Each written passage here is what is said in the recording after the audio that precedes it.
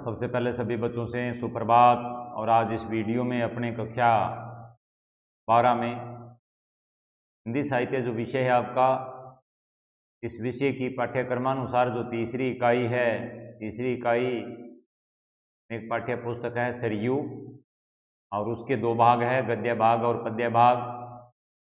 गद्य भाग में पाठ है अलोपी, और इस पाठ के पीछे जो प्रश्न दे रखे हैं उन प्रश्नों पर अपनी चर्चा रहेगी। आज विशेष करके जो निबंधात्मक और व्याख्यात्मक प्रश्न हैं उन पर अपनी चर्चा रहेगी। इससे पूर्व की वीडियो में मैंने इस पाठ के वस्तुनिष्ठ, अति लघुतरात्मक और लघुतरात्मक जो प्रश्न हैं उनके उत्तर बताए हैं, उन पर चर्चा हुई है।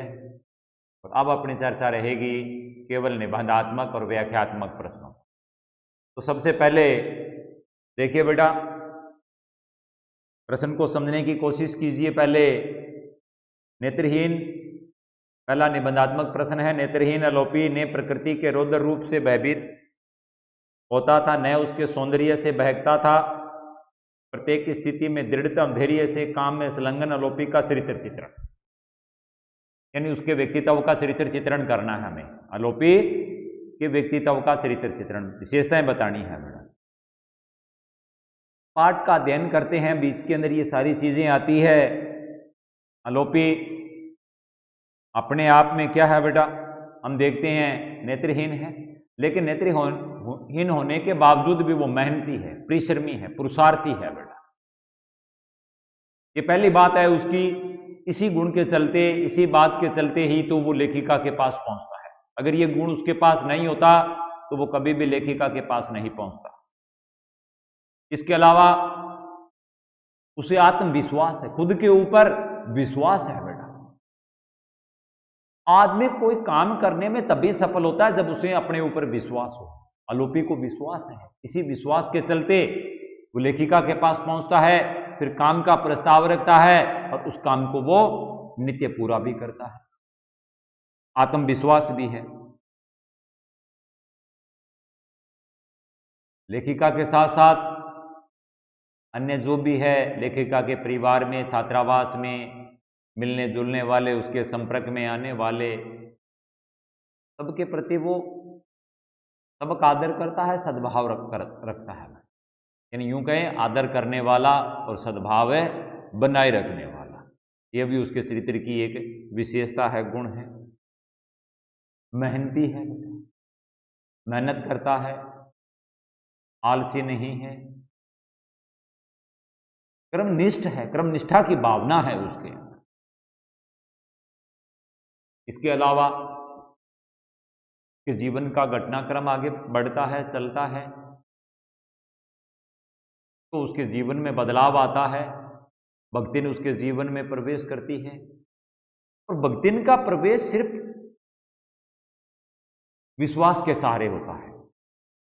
अलोपी उसके ऊपर विश्वास कर लेता है, लेकिन वह भक्तिन उसके साथ विश्वास नहीं करती है, वो उसके साथ विश्वासघात करती है। इस विश्वासघात से उसको बड़ा सदमा लगता है, यानी विश्वासघात से आहत, ये कह सकते हैं हम। ठेस लगती है, सदमा लगता है, यहां तक अंत में वो संसार से भी अलविदा हो जाता है। तो ये कह सकते हैं विश्वासघात से आहत हो। नेत्रहीन है, ये सर्वविदित है, पता ही है ये। इसके अलावा नेत्रहीन होने के कारण उसको न तो प्रकृति का जो भयानक रूप है वो दिखाई देता है, और न ही प्रकृति का जो सुंदर रूप है वो उसको दिखाई देता है। दोनों ही रूपों से वो अपरिचित है। इसके अलावा गर्मी, सर्दी, वर्षा, धूप, कड़कती बिजली, गरजते बादल में भी, ऐसी परिस्थिति में भी उंगलियों से फिसलती लाठी को बड़े मजबूती के साथ पकड़ करके, कस करके, और अपने सिर पर तरकारियों की जो छबड़िया है उसको रखे हुए मां देवी के घर पहुंच जाता है वो। अपने काम में वो लापरवाही नहीं दिखाता है। शीत ऋतु के अंदर जब तेज हवा चलती है, ठिठुरने वाली ठंडी हवा बहती रहती है,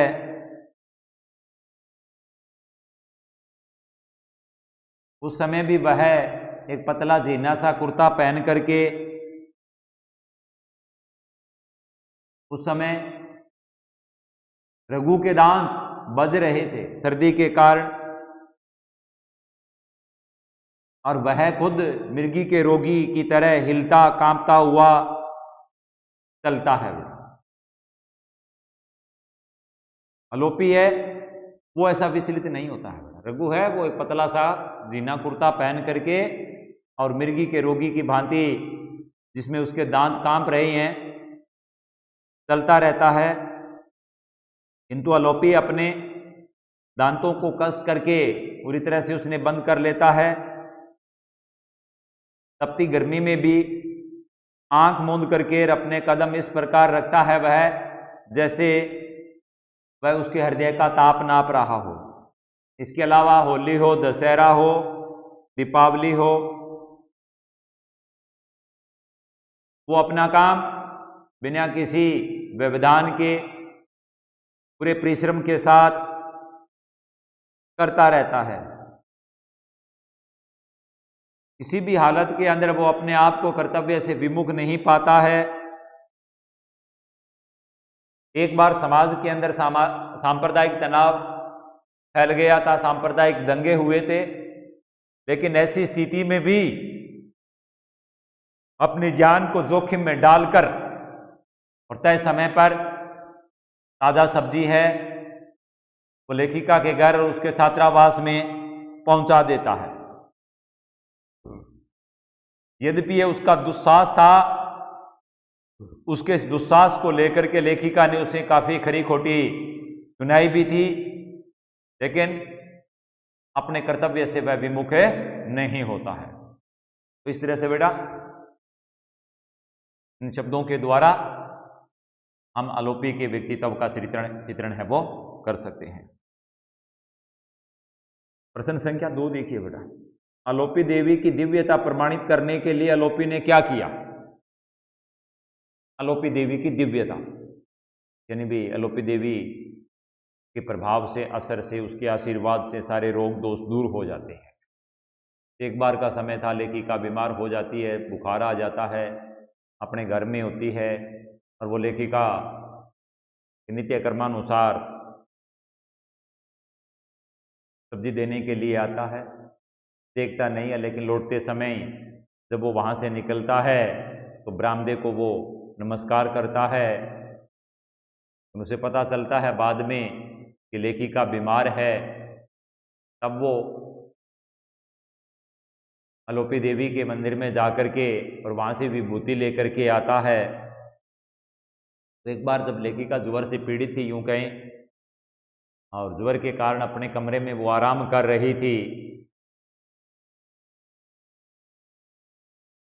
आमतौर पर लेखिका बाहर बरामदे में बैठ करके हमेशा काम करती रहती है, और जब अलोपी निकलता है तो काम करते करते वह अलोपी से 1-2 बात भी कर लेती थी।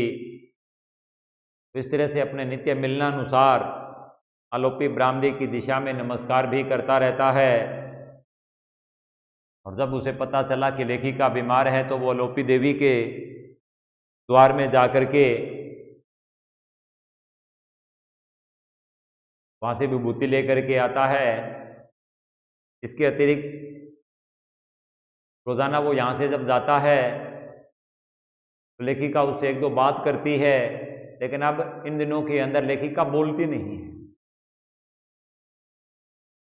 वो अनुमान लगा लेता है कि हो सकता है लेखिका उनसे रूठ गई हो, नाराज हो गई हो।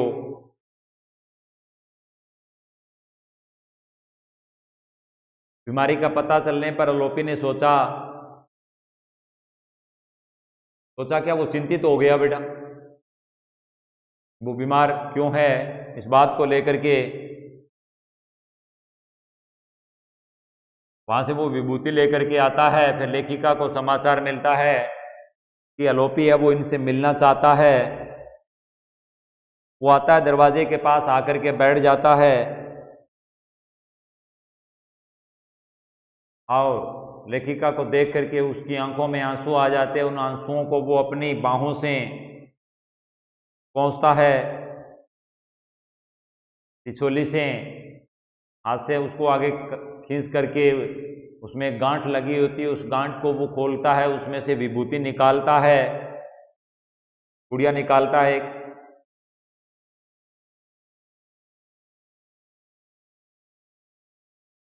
वह संकोच के साथ बताता है कि वह स्वयं आलोपी देवी के द्वार पर गया था और विभूति लेकर के आया है। इसकी एक चुटकी जीभ पर रख ली जाए और एक माथे पर लगाने से सारे रोग दोष है वो दूर हो जाते हैं। यानी आलोपी देवी में इतनी दिव्य शक्ति है कि मात्र विभूति के प्रयोग करने से सारे रोग दोष है वो दूर हो जाते हैं। लेकिन लेखिका की नज़र के अंदर कि जो कुछ हो रहा है वो आलोपी का कर्तव्य है और वो कर्तव्य के प्रति वज्र के समान उसमें दृढ़ता है, कर्तव्य के प्रति सजग है और उसके इस कर्तव्य के अंदर वज्र के समान दृढ़ता है। हृदय मोम के समान कोमल। लेकिन लेखिका ये कह रही है कि यदि उसे समझना है तो उसके लिए वज्र के समान दृढ़ता और मोम के समान कोमल हृदय के द्वारा ही उसको समझा जा सकता है, परखा जा सकता है। तो इस तरह से हम इस प्रश्न का उत्तर है वो लिख सकते हैं बेटा। अब इसके बाद में तीसरा प्रश्न देखिए, अंधे का दुख गूंगा होकर आया था, अतः सांत्वना देने वाले उसके हृदय तक पहुंचने का मार्ग ही नहीं पा सक, पंक्तियों का से बताइए। अंधे का दुख, अंधा तो था ही बेटा, वो दुखी तो वैसे भी था और अब उसने बोलना बंद कर दिया। और बोलना कब बंद किया है आपको याद होना चाहिए बेटा, याद कीजिए। भक्ति उसके जीवन में आती है, उसके बाद में वो बोलना बंद कर देता है। तो आलोपी भक्तिन से शादी कर लेता है, यद्यपि इसकी मां इस शादी के पक्ष में नहीं थी। तो वो आलोपी और उसकी पत्नी से अपने आप को उसने अलग कर लिया, अलग रहने लगी। उसकी पत्नी ने आलोपी का घर संभाल लिया। आलोपी का जो ये एक नया सुंदर संसार बना, ये लगभग 6 महीने ही चला होगा।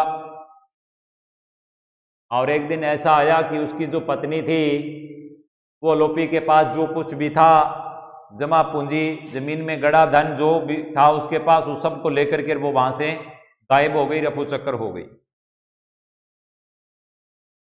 अब आलोपी नेत्रहीन तो था ही, लेकिन इस घटना के बाद में वो मूक हो गया, चुप हो गया, कुछ नहीं बोलता था।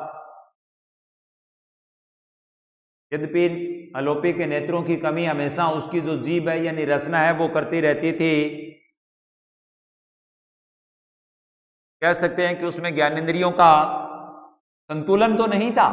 आंख, नाक, कान, जीभ, त्वचा, ये 5 ज्ञानेंद्रियां होती है, लेकिन नेत्रों का अभाव था, इसलिए उसके ज्ञानेंद्रियां जो थी उनमें सही तालमेल या संतुलन तो नहीं बना सका। लेकिन नेत्रों के अभाव की पूर्ति हमेशा वो अपनी वाणी से कर लेता था।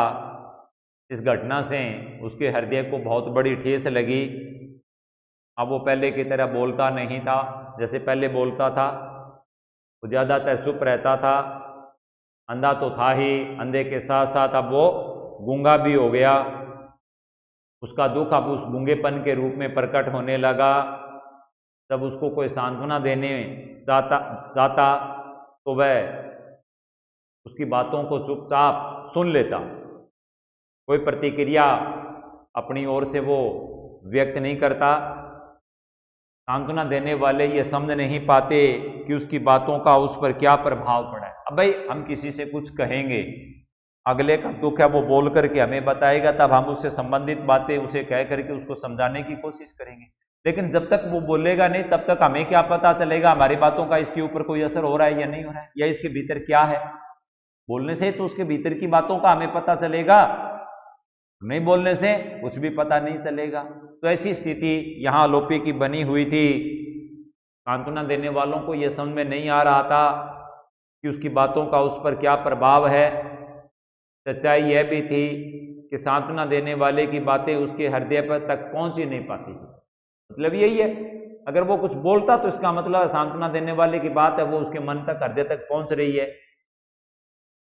तो इस तरह से सांत्वना देने वालों की जितनी भी कोशिश, जितने भी प्रयास थे, वो सारे के सारे असफल हो रहे थे। तो इस तरह से आप बेटा इस प्रश्न का जो उत्तर है वो लिख लेना बेटा।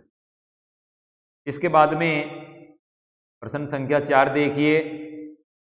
अपने अपराध से अनजान और अकारण दंड की कठोरता से अवाक बालक जैसे अलोपी के चारों ओर जो अंधेरी छाया गिर रही थी उसने मुझे चिंतित कर दिया था। अलोपी में आए इस परिवर्तन का क्या कारण था?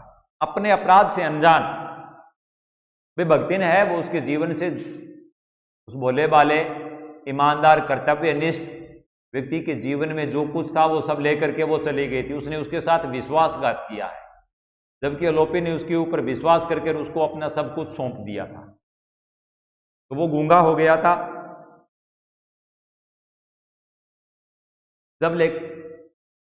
जब अलोपी ने लेखिका के घर काम शुरू किया था तो उस समय उसकी जो आर्थिक स्थिति थी वो अच्छी नहीं थी बेटा, बहुत दुर्बल थी, बहुत कमजोर थी। और यहीं से वो एक विधवा के संपर्क में आता है और उससे शादी करता है। यहां से उसकी गृहस्थी बन जाती है। यद्यपि इसकी मां इस काम के विरोध में थी, उसने अपने आप को अलग कर लिया, अलग रहने लगी। तो वो जो उसके जीवन में स्त्री आती है, वो पहले ही उसके 2 पति है वो मर चुके थे। वो बहुत ज्यादा चालाक थी, चतुर थी। अब अलोपी ने उसको तो देखा नहीं था क्योंकि अंधा था बेटा, केवल उसकी बातें ही सुनी थी, वाणी सुनी थी, और वाणी से वो बहुत ज्यादा प्रभावित हो गया था।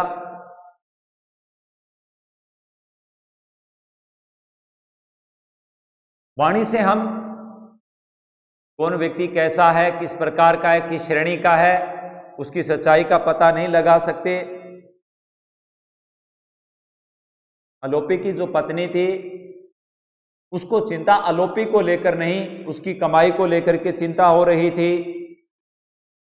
और वह हमेशा घर गृहस्थी के अंदर उसके लेन देन का, उसके पैसों का जो हिसाब किताब था उसी के बारे में वो बात करती रहती। अलोपी से वह पूछती भी रहती कि उसने अपने गहने जमीन में कहाँ छिपा कर रखे हैं। कुल मिलाकर के 6 महीने ही बीते होंगे कि उसकी पत्नी उसका सारा धन लेकर के और वहां से रफू चक्कर हो गई, गायब हो गई।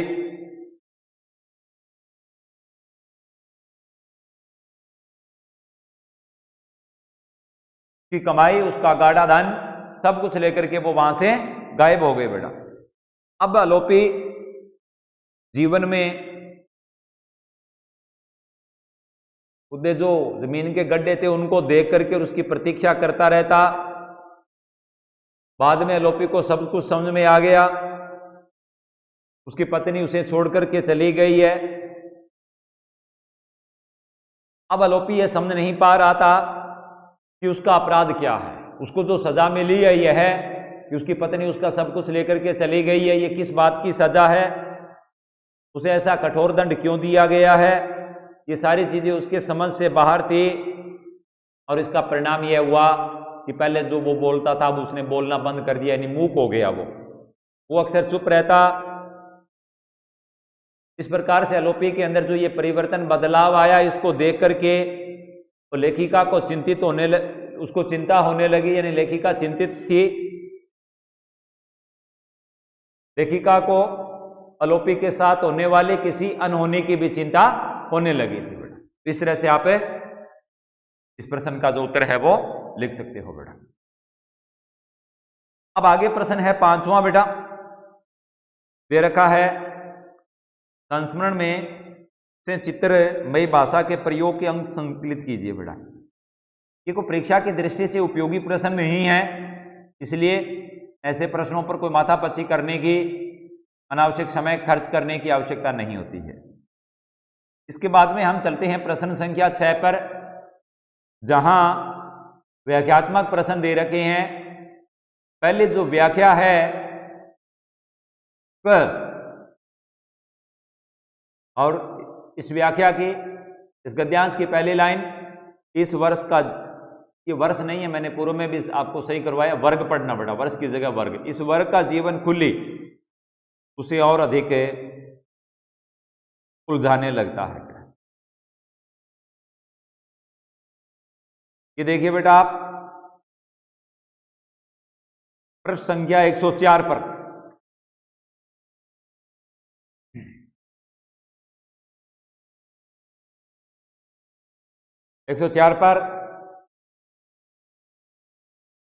ऊपर से एक पैरा छोड़ करके, और जो दूसरा पैरा है, दूसरे पैरे के पहले लाइन, कदाचित इसी कारण उसके कंठ स्वर ने मुझे अज्ञात भाव से चौंका दिया।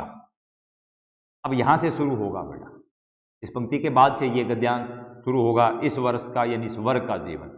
तो देखिए बेटा ध्यान दीजिए, एक व्याख्या के लिए 4 बिंदु जरूरी होते हैं। पहले प्रसंग, फिर संदर्भ, व्याख्या और विशेष। ये पूर्व की वीडियो मैंने बहुत बताया है आपको। प्रसंग में हमें परिचय देना है, प्रस्तुत गद्यांश, प्रस्तुत गद्यावतरण, प्रस्तुत पंक्तियां, उपयुक्त पंक्तियां, उपयुक्त गद्यांश, हमारी हिंदी साहित्य की पाठ्य पुस्तक। प्रसंग के लिए लिखना है प्रस्तुत गद्यांश हमारी हिंदी साहित्य की पाठ्य पुस्तक सरयू के गद्य भाग के पाठ अलोपी में से लिया गया है। इसके रचनाकार या इसकी लेखिका महादेवी वर्मा है। यह आपका प्रसंग हो जाएगा। चाहे कितनी भी व्याख्या हो एक पाठ में से, प्रसंग एक ही रहेगा, वो नहीं बदलेगा बेटा। हाँ, संदर्भ है वो बदलता रहेगा। अब आगे 2 नंबर आपको लिखना है संदर्भ। तो संदर्भ में देखिए, लेखिका ने अलोपी के द्वारा जो निम्न वर्ग होता है समाज का, उसका जो जीवन है वो खुली किताब के तुल्य होता है। यानी जैसा बाहर से है वैसा ही अंदर से, इनमें दोहराव लुकाव छिपाव नहीं होता है। इस चीज का जिक्र किया है। अब अपने शब्दों के अंदर हम 3 नंबर लिखेंगे व्याख्या, यानी सरलार्थ करेंगे। यहां कहेंगे लेखिका के अनुसार, लेखिका कह रही है कि अलोपी जैसे व्यक्ति के जीवन का जीवन खुली किताब के समान खुला होता है। जब चाहे हम पढ़ सकते हैं, देख सकते हैं, किताब को मन करता है। इसी तरह से इनका जीवन है, इनमें दोहराव नहीं है, लुकाव छिपाव नहीं है। अतः महाने नहीं, दुष्टम आवश्यकता के अवसर पर भी उसकी कथा आदि से अंत तक सुना देना सहज हो जाता है। लेखिका कह रही है कोई बहुत बड़े अवसर की बात नहीं है, छोटे से छोटा भी अवसर आ जाए, छोटी से छोटी आवश्यकता हो, उस समय भी शुरू से लेकर के अंत तक इस वर्ग के जीवन की जो कथा है, कहानी है, उसको बड़े आसानी से सहजता के साथ सुनाया जा सकता है, कह दिया जा सकता है। इसके अतिरिक्त हम लोगों का जो जीवन है, जिस जीवन के अंदर क्या है, जटिल से जो और जटिल है, होता हुआ अंतर जगत और कृत्रिम बनता हुआ जीवन, हम दिखावे में विश्वास करते हैं और इसी दिखावे के चलते हुए हम अपने जीवन को जटिल से और जटिलतम और उलझनों से भर रहे हैं। बढ़ते हुए ऐसी स्थिति उत्पन्न किए बिना नहीं रहता जिसमें बाहर के बगुलेपन को भीतर की सड़ी गड़ी मछलियों से सफेदी मिलने लगती। बगुला में जीवन बन जाता है हमारा। जैसे बगुला होता है बाहर से सफेद होता है लेकिन वो सड़ी गड़ी मछलियां खाता है, और यही स्थिति हमारे जीवन की बन जाती है। वास्तविकता कुछ और है और दिखाने में कुछ और होता है। इसी से हमारे तारतम्य इन कथा अधिकाधिक अकथनीय बनती जाती है। इसी से हमारे तारतम्य क्रमहीन, हमारे जीवन का जो सिलसिला है, हमारे जीवन के अंदर जो क्रमहीनता आ रही है, ये अधिक से अधिक अकथनीय बनती जा रही है और सुख दुख की सरल मार्मिकता निर्जीव होने लगती है। हम सहज भाव से अपनी उलझनी कहानी, इस दोहरेपन के कारण हम सहज स्वाभाविक रूप से अपने जीवन की कथा है वो कह नहीं पाते, क्योंकि बाहर कहेंगे तो हम अपने आप को लज्जित महसूस करेंगे, हम अपने आप का अपमान महसूस करेंगे। अतः जब कहने बैठते हैं, तब कल्पना का एक एक तार सत्य को अनेक झनकारों की भ्रांति उत्पन्न करके उसे और अधिक उलझाने लगा। और जब कोई ऐसा अवसर आता है या ऐसी मन में बात आती है कि हम अपने जीवन की जो सच्चाई है उसको अभिव्यक्त कहें, उसकी कथा को कहें, तब सच्चाई को प्रकट करते समय झनकारों की भ्रांति, जैसे संगीत के स्वर में झनकार उत्पन्न होता है, वैसे झनकारों की भ्रांति उत्पन्न करके, भ्रम उत्पन्न करके और सुलझाने की जगह हम उसे और अधिक क्या करते हैं, उलझाते जाते हैं, जटिल से और जटिलतम हम अपने जीवन को बनाते जाते हैं। तो इस तरह से बेटा ये आपकी व्याख्या पूरी हो जाएगी। आओ इसके बाद में विशेष में 1 नंबर, लेखिका ने आधुनिक युग के लोगों का जो जीवन है जिसमें दोहरापन होता है, उसी दोहरेपन का जिक्र किया है, जबकि निम्न गरीब असहाय वर्ग का जीवन है उसको खुली किताब के तुल्य बताया है। भाषा सरल सहज है और शैली वर्णात्मक आत्मकथन से युक्त है। ये आपका विशेष हो जाएगा। अब इसके बाद में आप इसकी व्याख्या जो दूसरी है उसको देखिए। एक बार की घटना अपनी क्षुद्रता, ये पहली पंक्ति है, और अंतवाली है इस गद्यांश की, अलोपी देवी की विभूति लाया है। 107 नंबर पेज पर आ जाइए बेटा पाठ्य पुस्तक के अंदर।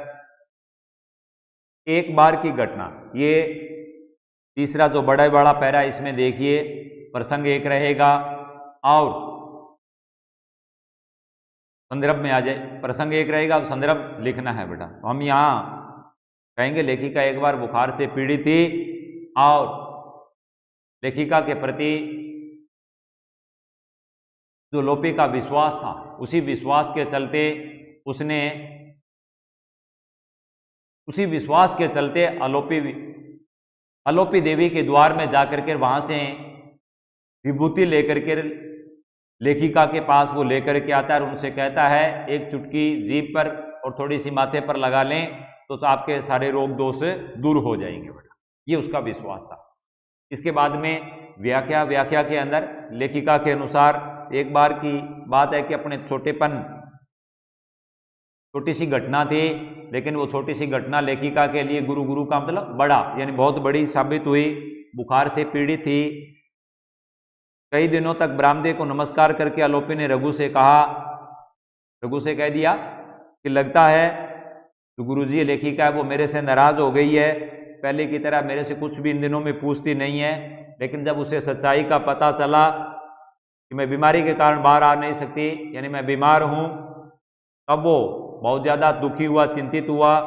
दूसरे दिन लेखिका को संदेश मिला कि अलोपी लेखिका से मिलना चाहता है, उसकी आज्ञा पाना चाहता है।